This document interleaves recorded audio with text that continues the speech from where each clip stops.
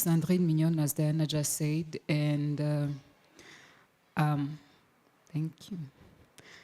And we've been, for the past 2 weeks, we've been with Cosmotive team to talk about the periods, menstruation in schools, in different communities, really.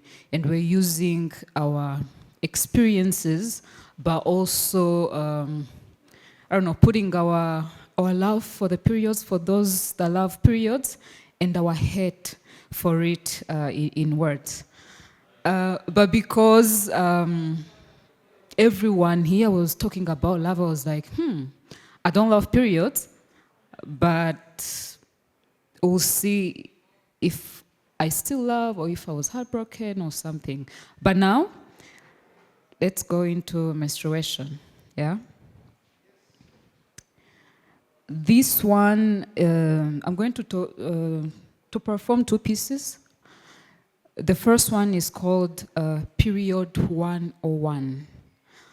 I thought of this because for the past 2 weeks, most people were saying, most women, it was about embrace, embrace, embrace.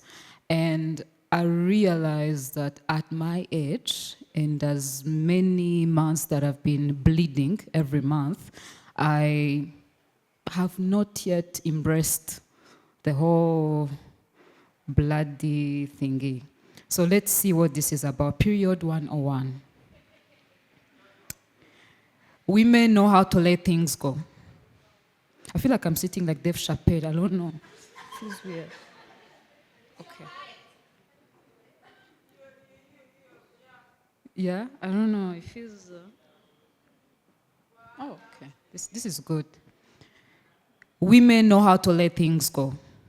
We know how to release what our bodies no longer need, how to become new, how to adjust. We shave our legs. Mine are not shaved now. We wax. Unlike the moon, which I've heard influences the irritation, anger, and pain we endure each month. Our vaginas speak to each other, and our cycles sync when we spend time together. Isn't that awesome? We bleed in unison. This blood makes us who we are. Some of us are allergic to the sense of sanitary products. Some lack access to appropriate products. And many young girls miss school because they can't afford them. Often, we aren't even allowed to discuss these challenges, yet we all deal with the blood. The smell can make some of us nauseous. The first day can make us sick. And the last day brings relief. Despite this, you still find men dismissing our experience as a normal occurrence. Yes, it happens regularly, but that doesn't minimize our pain. There's nothing normal about bleeding for 4 to 7 days or even months. There's nothing normal about being told our concerns are just hormonal imbalances. There's nothing normal about blood, periods, period. Stains will be on our clothes, from bathrooms to bedrooms, on the sheets we sleep on, in our offices, in schools, everywhere. The blood is going to be present.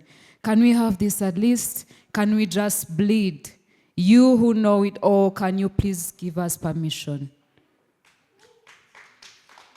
For many like you refuse to understand, it said you don't know how to keep it to ourselves. We are told not to talk about our pain, the sharp stabbing pain in the ass. Yes, that one. We are told it's disgusting. Our monthly life, disgusting. What if we bled openly everywhere, in our car seats, on cozy furniture? Maybe then you would understand. Discuss periods, leave the blood, be present in the bleeding, get sick when bleeding, bleed, bleed, and bleed. You know what that means to you.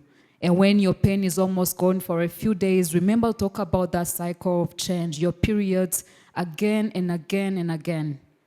Period. That was one. Thank you.